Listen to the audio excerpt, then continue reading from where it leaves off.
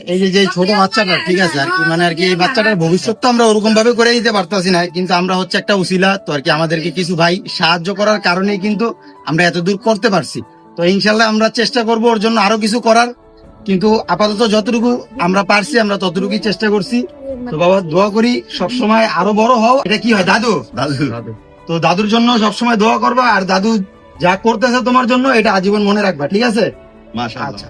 তো এই যে আপনাদেরকে যে সেলাই মেশিনটা দিয়েছে, হ্যাঁ, আপনাদের থেকে কোনো টাকা টুকু আমরা নিই না নাকি? হ্যাঁ, যাই হোক, যে ভাইটা দিয়েছে ওই ভাইয়ের জন্য দোয়া করবেন, ঠিক আছে?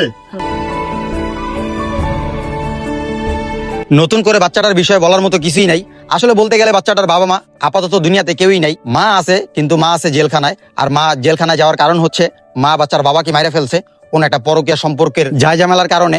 যাক, আমরা মানুষের গোপনীয় কথাগুলা আমরা গোপনীয় রাখি। তো আমরা যতটুকু সাহায্য করতে পারি আমরা ততটুকুই করতে থাকি, কারণ বাচ্চাটার যেহেতু সামনে একটা ফিউচার আছে, তো এইসব বইলা লাভ নাই। মূল কথা হচ্ছে আমাদের মাধ্যম দিয়ে যেই ব্যক্তি এই বাচ্চাটাকে সাহায্য করছে তাকে অনেক অনেক ধন্যবাদ। আর সবাই একটু দোয়া করবেন এই বাচ্চাটার ফিউচারটা যাতে ব্রাইট হয়।